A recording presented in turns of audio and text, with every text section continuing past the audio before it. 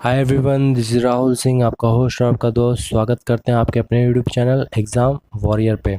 हाजिर हैं एक और इंटरेस्टिंग वीडियो के साथ, जो कि है जीके का 10,000 प्लस क्वेश्चंस है।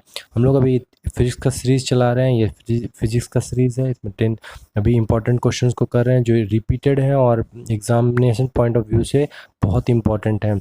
तो हमारे मेहनत को लाइक कीजिए और सब्सक्राइब कर लीजिए चैनल को अगर न्यू हैं तो, और शेयर ज़रूर करें। चलिए वीडियो के लास्ट में बात करते हैं।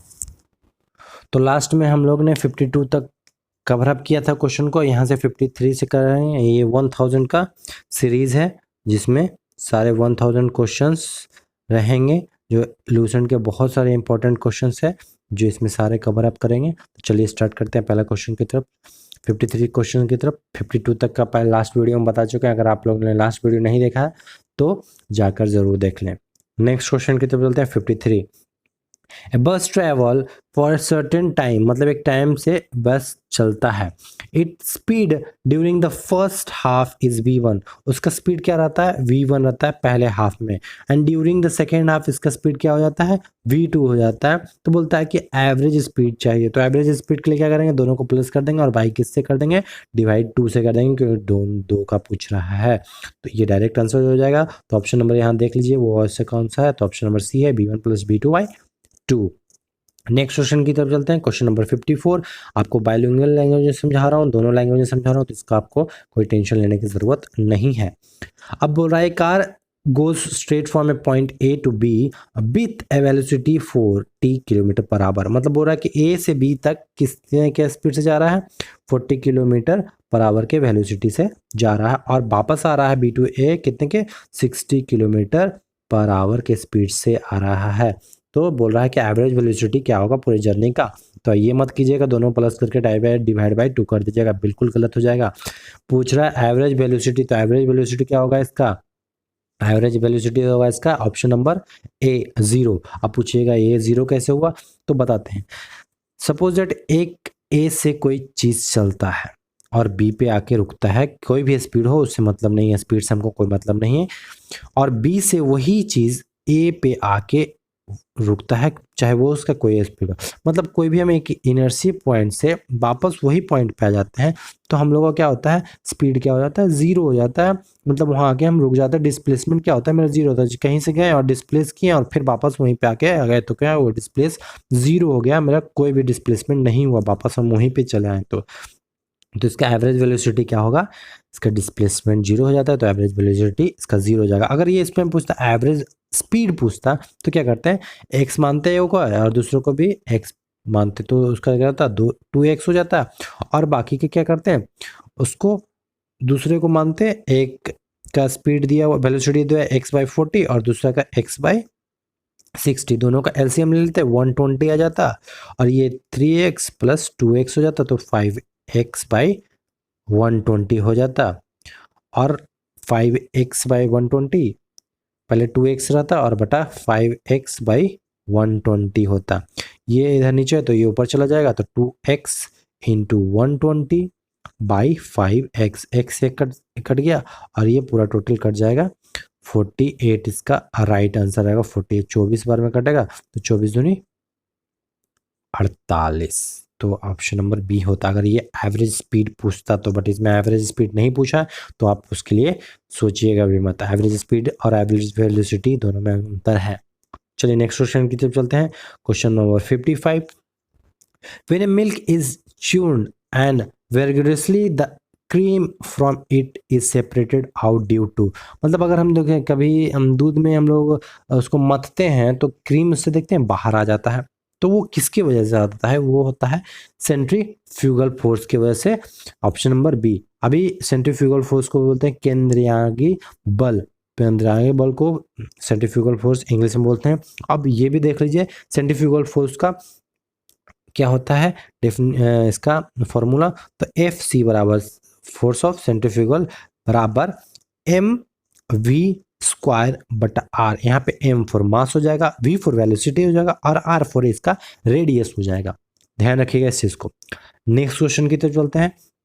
Question number 56. It is easy to burst a gas-filled balloon with the needle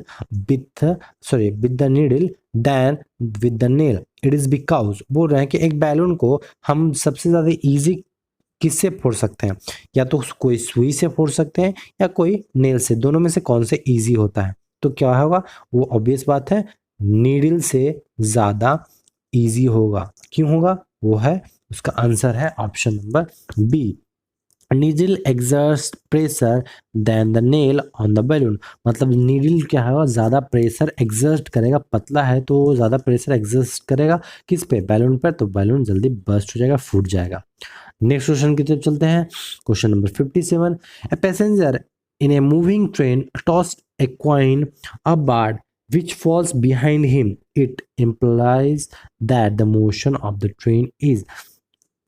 तो बोल रहा है कि जो अगर एक पैसेंजर है, सपोज दैट कोई टॉस किया, सपोज दैट वहाँ मैच वैच खेलने का कुछ का अंतर्राष्ट्रीय खेलने के लिए टॉस किया गया होगा, और वो ऊपर जैसे ही जाता है तो क्या होता है, वो आदमी के पीछे चला जाता है, वो कॉइन टॉस होकर पीछे उसके आदमी के चला जाता है। तो वो किसकी वजह से, वो मोशन किसकी वजह से होता है? तो वो एक्सेलरेशन की वजह से होता है। ऑप्शन नंबर ए होगा इसका। एक्सेलरेशन की वजह से क्या होता है, कॉइन आदमी के पीछे चला जाता है। नेक्स्ट क्वेश्चन की चलते हैं की तरफ चलते हैं। Question number 58। Momentum is measure as the product of. Momentum को नापा जाता है, मतलब वेग को नापा जाता है, उसके प्रोडक्ट को किससे नापा जाता है? तो उसका राइट आंसर होगा option number D, mass and velocity. Mass और वेग के द्वारा मोमेंटम मतलब चाल के नापा जाता है, मापा जाता है उसके प्रोडक्ट ऑफ, किसके, दोनों के प्रोडक्ट को, मास को के प्रोडक्ट को और वेलोसिटी के प्रोडक्ट को जब हम लोग नापेंगे तो मोमेंटम का आ जाएगा। तो नेक्स्ट क्वेश्चन की चलते हैं। क्वेश्चन नंबर 59 ये रहा, आरआरबी 2018 में ही क्वेश्चन पूछा गया। डिफिनेशन, और ये ग्रुप डी का भी क्वेश्चन है तो ये ध्यान रखिएगा। Definition of a force comes from the Newton's. कौन सा डिफिनेशन पहला लाया था? तो वो हो गया force, first law of motion को पहला डिफिनेशन लाया गया था। अब इसको लॉ ऑफ इनर्शिया भी बोला जाता है। मैंने पिछले भी वीडियो में इसके बारे में बताया था, सारे के बारे में बताया था कि क्या होता है first law, second law, third law और लॉ ऑफ ग्रेविटी। तो पिछले वीडियो अगर आप लोगों ने नहीं देखा तो पिछला जाके प्लीज़ देख लें, आप लोग को समझ में आ जाएगा। चलिए नेक्स्ट क्वेश्चन की तरफ चलते हैं। विच of the following can be neither be created nor be destroyed. तो इनमें से कौन सा चीज़ है जिसको हम ना उत्पन्न कर सकते हैं और ना खत्म कर सकते हैं? तो वो है एनर्जी, ऊर्जा। ऊर्जा ऐसा चीज़ है जिसको हम ना उत्पन्न कर सकते हैं और ना खत्म कर सकते हैं। तो option number A, energy is the right answer. Next question की तरफ चलते हैं। Dirt cloth contains grease and oil string are cleared by adding detergent to the water. String are removed because of detergent. बोल रहा है कि अगर कोई गंदा कपड़ा हो उसमें क्या हो, ग्रीस और ऑयल लग जाए तो वो साफ होता है। ऐसे तो आप कितना भी रगड़ लो वो साफ नहीं होगा, मगर उसमें डिटर्जेंट पानी में मिला के घोल के आप उस पर दोगे तो उसमें क्या होगा, बहुत हद तक एक बार में साफ हो जाएगा। बार बार उसको कीजिएगा तो पूरा साफ हो जाएगा। क्यों होता है वो, किस वजह से होता है? तो वो होता है ऑप्शन नंबर बी के वजह से। Increase the surface tension between the water and oil. मतलब सरफेस टेंशन जो बढ़ जाता है दोनों के बीच में, किसके बीच में, वाटर और ऑयल के बीच में, पानी और तेल के बीच में सतह तनाव काफी ज्यादा बढ़ जाता है, जिसकी वजह से जो डर्ट है, ऑयल है, वो हट जाता है। नेक्स्ट क्वेश्चन की तरफ चलते हैं। Question number 62। Acting on a non rigid body a force can. किसी कठोर शरीर पे कार्य करता है बल, क्या कार्य करता है? तो वो कार्य करता है option number A, produce dimensional change. क्या होगा, डायमेंशनल आयामी परिवर्तन लाता है। क्या, किसमें? जो नॉन रिजिड बॉडी में। याद रखिएगा किसमें, नॉन रिजिड, रिजिड बॉडी नहीं है वो, नॉन रिजिड बॉडी है। नेक्स्ट क्वेश्चन की तरफ चलते हैं। Question number 63। Motion of an oscillatory liquid column in U tube is. अब ये यूट्यूब हम लोग वाला यूट्यूब नहीं है जो पढ़ रहे हैं, यूट्यूब एक यू शेप का ट्यूब है जो खाली है, उसमें क्या है, मोशन ऑफ एन ऑसिलरिटी, ऑसिलरिटी को बोलते हैं दयमनशील तरल। तो ये क्या होगा, यूट्यूब में क्या कौन सा मोशन लाएगा, तो ये लाएगा प्रोड्यूक बट नॉट सिंपल हार्मोनिक, प्रोड्यूक लाएगा पर सिंपल हार्मोनिक मोशन नहीं लाएगा, ये चीज ध्यान रखिएगा। और ये सीडीएस में भी पूछा गया, देखिए यहाँ पे सीडीएस का दिया हुआ, और एक एग्जाम में अभी एनडीए के एग्जाम में, जो एनडीए की तैयारी करते हैं वो भी ध्यान रखिएगा, खास ख्याल रखिएगा, ये क्वेश्चन पूछा गया था 63। नेक्स्ट क्वेश्चन की तरफ चलते हैं 64 की तरफ। तो 64 क्वेश्चन है, देखिए थोड़ा सा यहाँ पे ये आ गया है, सही से नहीं आया, बट मैं उसको पढ़ के समझा दूंगा। तो क्वेश्चन है, what is a type of energy possesses by stretched rubber band. Stretch rubber band, देखिए हम लोग बहुत सारे रबर बैंड यूज करते हैं, बट एक रबर बैंड होता है जिसमें मिठाई उठाई के डब्बा में रबर बैंड लगता है, तो उसमें अगर हम उसको जब खींचते हैं तो उसमें कौन सा क्या लगता है, एनर्जी लगता है, ऊर्जा लगता है, तो वो है पोटेंशियल एनर्जी, पोटेंशियल एनर्जी उसमें लगता है। नेक्स्ट क्वेश्चन की तरफ चलते हैं, question number 65। The characteristic of Khalistan is used in a braking pad of a car, मतलब पैड लिखा हुआ इधर पीएडी पैड, पीडीएफ थोड़ा कट के आया है, माफी चाहते हैं उसके लिए। तो बोल रहा है कि characteristic of Khalistan is used in braking pad of car, मतलब विशेषता बताना है किसका, जब हम लोग कार में ब्रेक लगाते हैं तो उसमें एक पैड होता है, घिसता है, तो वो उस पर क्या उसकी विशेषता है, किस वजह से वो, तो उसका राइट आंसर होगा option number D, positive effect of friction की वजह से वो ब्रेक लगता है और वो उसका कैरेक्टरिस्टिक है, उसकी विशेषता है। नेक्स्ट क्वेश्चन की तरफ चलते हैं, question number 66। What does the kinetic energy के is in the moving body depends upon, एक चलता फिरता आदमी में जो काइनेटिक एनर्जी लगता है, काइनेटिक एनर्जी को के ई से डिनोट करते हैं, वो क्या होता है, वो होता है, उसमें कौन से लगते हैं, मास और वेलोसिटी, मास और वेलोसिटी लगता है, तो वो होता है मास और वेलोसिटी।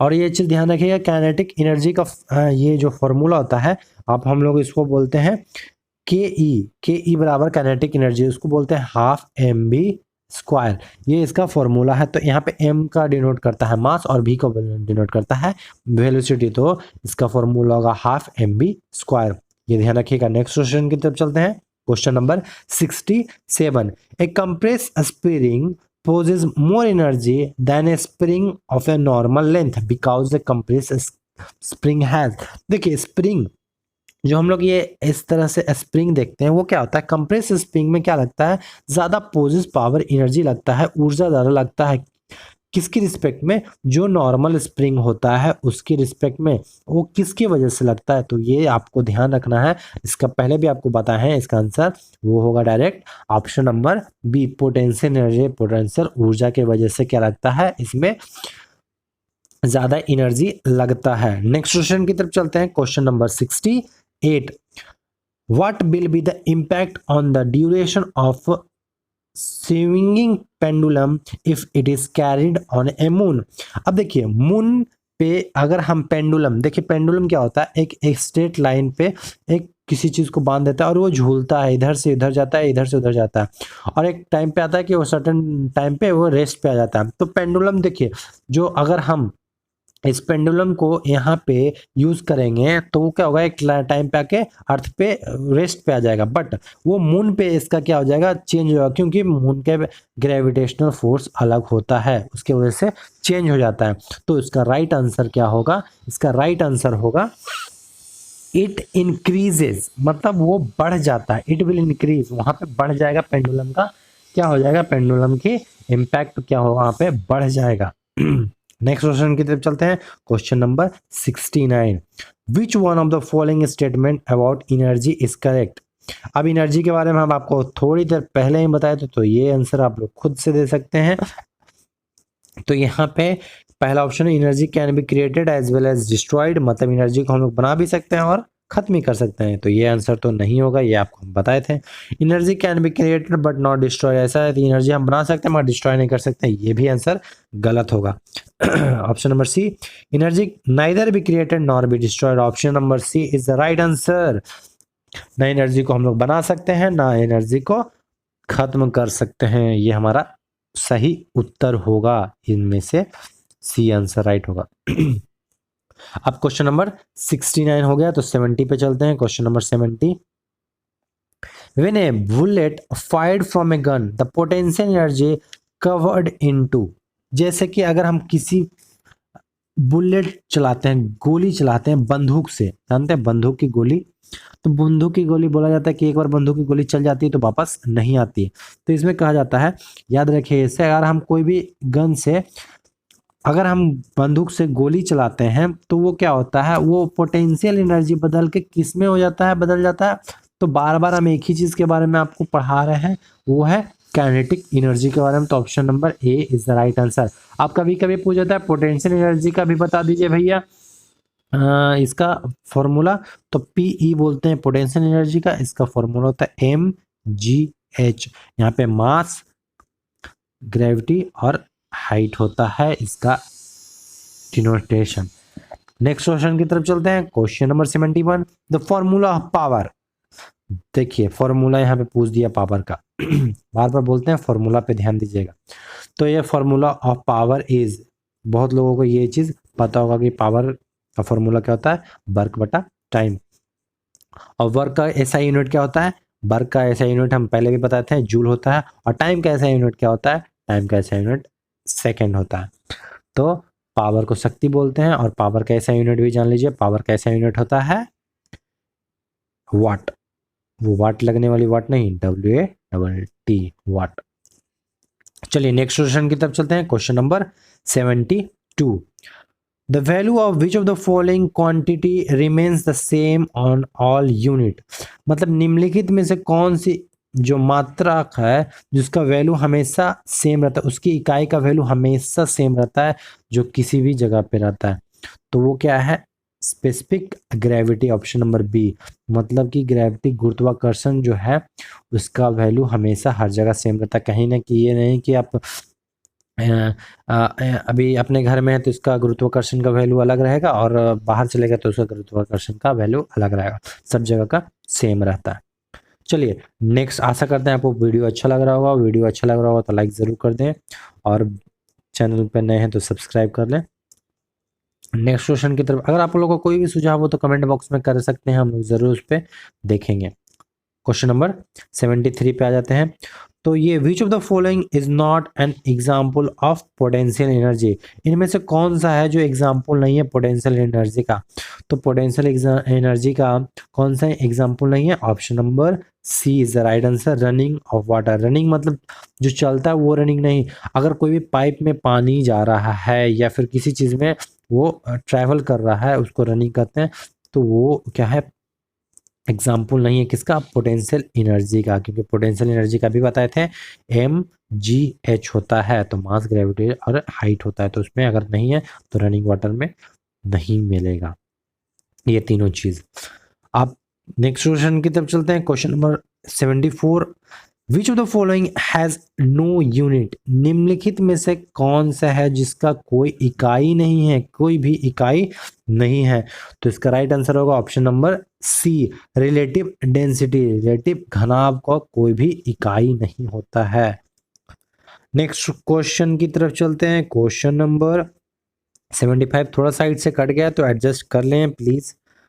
नेक्स्ट क्वेश्चन है 75, the energy possessed by a body due to its change of position और शेप इज कॉल्ड। मतलब कह रहा है कि जो एनर्जी, अगर हम लोग कोई भी एनर्जी लगाते हैं तो वो क्या होता है, किसी बॉडी पे एनर्जी लगाते हैं तो उसका पोजीशन और शेप, मतलब कोई उसका पोजीशन रहता है जो एक जगह पे रहता है। सपोज दैट ये बोझी है, इस पे क्या लगा रहे हैं हम, कोई एनर्जी, ऊर्जा लगा रहे हैं, तो इसका पोजीशन तो बदलेगा ही बदलेगा और उसका शेप भी चेंज हो जाएगा। उसको क्या कहते हैं, तो उसको अभी बताए हैं पोटेंशियल एनर्जी कहते हैं। ध्यान रखिएगा पोटेंशियल एनर्जी में शेप और बॉडी का पोजीशन दोनों चेंज हो जाता है। चलिए नेक्स्ट क्वेश्चन की तरफ चलते हैं। Question number 76, in A hydro electric power station unlimited which energy is converted into electric energy. देखिए हाइड्रो पावर प्लांट जो होता है वो बिजली होता है, जो बिजली घर में बनाया जाता है, और वो वायु होता है, वायु से हम लोग पानी से, जल से क्या होता है, इलेक्ट्रिक बनाते हैं। तो वो एनर्जी क्या करते हैं, कन्वर्ट करते हैं किस में, कौन से एनर्जी को हम लोग कन्वर्ट करते हैं इलेक्ट्रिक एनर्जी में, तो ये याद रखिएगा, ये होगा काइनेटिक एनर्जी को। जो हाइड्रो इलेक्ट्रिक, जो डैम उम रहता है, जहाँ डैम में देखिएगा हाइड्रो इलेक्ट्रिक पावर प्लांट लगा हुआ रहता है, तो वो क्या होता है, बिजली उससे उत्पादन निकालते हैं हम लोग क्या चीज़ से, वो हम लोग एनर्जी, काइनेटिक एनर्जी को क्या करते हैं, कन्वर्ट करते हैं, बदलते हैं किस में, इलेक्ट्रिक एनर्जी में बदलते हैं। तो ये चीज़ ध्यान रखिएगा। आशा करते हैं ये वीडियो आपको पसंद आया होगा, तो चैनल पे ऐसे ही बने रहें और आगे वीडियो देखने के। Thanks for watching this video आपको पसंद आया हो तो इसको लाइक शेयर सब्सक्राइब जरूर कर दें अपने फ्रेंड्स में। अगर आपको कोई भी सुझाव हो इस वीडियो के रिगार्डिंग तो आप कमेंट बॉक्स में कमेंट जरूर करें। अगर आपको इस वीडियो का PDF चाहिए तो हमारा टेलीग्राम ग्रुप जरूर ज्वाइन करें, लिंक आपको डिस्क्रिप्शन बॉक्स में दे दिया जाएगा। और हमारे चैनल पे बने रहें, तब तक के लिए स्टे फिट और स्टे हेल्दी। और एक चीज़ और बोलना चाहूँगा कि आज टीचर्स डे है, तो happy teachers day to all of my teachers जिन्होंने हमें इस काबिल बनाया है। तो थैंक यू सो मच।